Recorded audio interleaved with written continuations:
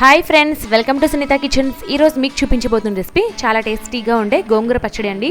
ఇన్స్టెంట్గా అప్పటికప్పుడు చాలా తక్కువ ఇంగ్రీడియంట్స్తో ఈ గోంగూర పచ్చడిని చాలా టేస్టీగా ప్రిపేర్ చేసుకోవచ్చు. ఇప్పుడు ఈ గోంగూర పచ్చడి తయారీ విధానాన్ని మీకు చూపిస్తాను. ముందుగా స్టవ్ మీద ఒక కడాయి పెట్టేసుకొని 2 టేబుల్ స్పూన్స్ ఆయిల్ని వేసి మీడియం ఫ్లేమ్లో హీట్ చేసుకోవాలి. ఇందులో ఇప్పుడు ముందుగా చూడండి, ఇక్కడ చూపిస్తున్న విధంగా 2 పెద్ద టమాటాలు ఈ విధంగా కట్ చేసుకోవాలి 4 భాగాలుగా. అలాగే ఒక పెద్ద ఉల్లిపాయ, 12 పచ్చిమిర్చి కట్ చేసుకున్నానండి. ముందుగా ఆయిల్లో పచ్చిమిర్చి ఈ ఉల్లిపాయలని వేసుకొని దోరగా వేయించుకోవాలండి.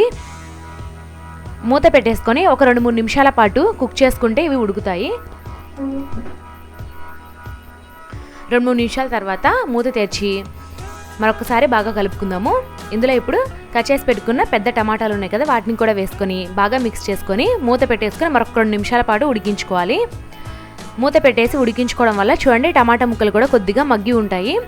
ఇందులో ఇప్పుడు శుభ్రంగా కడిగి పెట్టుకున్న గోంగూరని వేసుకోవాలి. గోంగూర ఒక పెద్ద కట్ట తీసుకున్నానండి.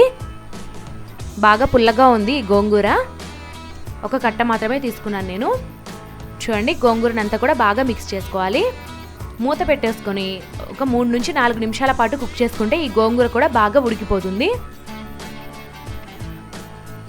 3-4 నిమిషాల తర్వాత మూత తెచ్చి చూద్దాము. చూడండి టమాటా ముక్కలు, ఉల్లిపాయ, పచ్చిమిర్చి అలాగే ఈ గోంగూర అన్నీ కూడా బాగా ఉడికిపోయాయండి. వెంటనే స్టవ్ ఆఫ్ చేసేసుకొని వీటిని పూర్తిగా చల్లారబడినివ్వాలి. ఇవి చల్లారబడేలోపు నేను రోలును శుభ్రంగా కడిగి తుడిచిపెట్టుకున్నానండి. చూడండి ఈ విధంగా నీట్గా పెట్టుకోవాలి. అలాగే రోకల్ని కూడా కడిగి పెట్టుకోవాలి. ఇప్పుడు రోటిలో నేను పచ్చిమిర్చి, ఉల్లిపాయ ముక్కలు ముందుగా యాడ్ చేస్తున్నాను. అన్నిటిని మనం ఒకేసారి రోట్లో వేయకూడదండి. ఈ విధంగా ముందుగా ఉల్లిపాయ, పచ్చిమిర్చి ముక్కల్ని బాగా దంచుకున్న తర్వాత టమాటా, గోంగూరని యాడ్ చేసుకుంటే అవి పలుకులుగా ఉండి చాలా టేస్టీగా ఉంటుంది. అదే కనుక ముందుగానే మనం టమాటా వాటిని యాడ్ చేసినట్లయితే అవి మెత్తగా అయిపోయి అంత టేస్ట్ ఉండదు.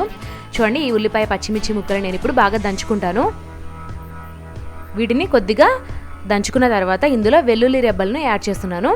వెల్లుల్లి రెబ్బలు మీకు ఎంతగా ఇష్టమైతే అన్ని వేసుకోండి. నేనైతే కొద్దిగా ఎక్కువగానే యాడ్ చేస్తానండి. మేము ఈ వెల్లుల్లి ఎక్కువగా తీసుకుంటాము కాబట్టి కొద్దిగా ఎక్కువగా యాడ్ చేశాను.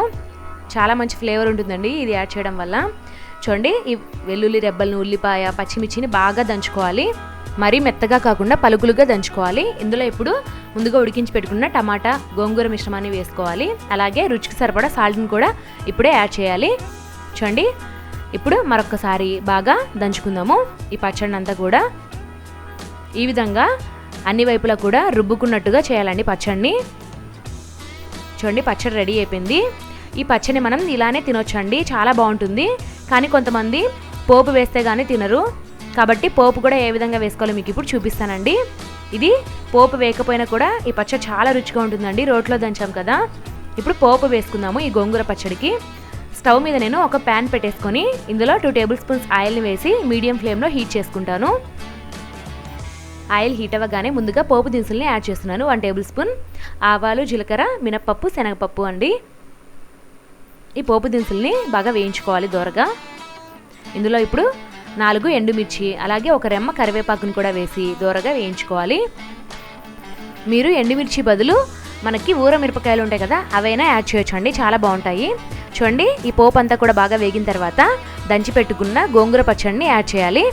ఆయిల్లో ఈ గోంగూర పచ్చడిని బాగా కలుపుకొని వెంటనే స్టవ్ ఆఫ్ చేసేసుకుంటే వేడివేడిగా గోంగూర పచ్చడి రెడీ అయిపోతుంది. చాలా టేస్టీగా ఉంటుందండి. ఎంత మనం మిక్సీ జార్లో గ్రైండ్ చేసుకున్నా కూడా ఈ టేస్ట్ అయితే ఖచ్చితంగా రాదు. మీరు కూడా రోలు ఉంటే కంపల్సరిగా ఈ విధంగా గోంగూర పచ్చడిని ప్రిపేర్ చేసుకోండి. చూసారు కదండి ఎంత ఈజీగా ఈ గోంగూర పచ్చడిని ప్రిపేర్ చేసుకున్నామో. చాలా టేస్టీగా ఉందండి ఈ గోంగూర పచ్చడి. మనం పచ్చిమిర్చి బదులు ఎండుమిర్చిని యూస్ చేసి కూడా ఈ గోంగూర పచ్చడిని ప్రిపేర్ చేసుకోవచ్చు. అలా అయినా కూడా చాలా బాగుంటుందండి. ఈ వీడియో కనుక మీకు నచ్చినట్లయితే నా ఛానల్ని సబ్స్క్రైబ్ చేసుకోండి. అదేవిధంగా లైక్ చేసి కామెంట్ పెట్టండి. Thanks for watching.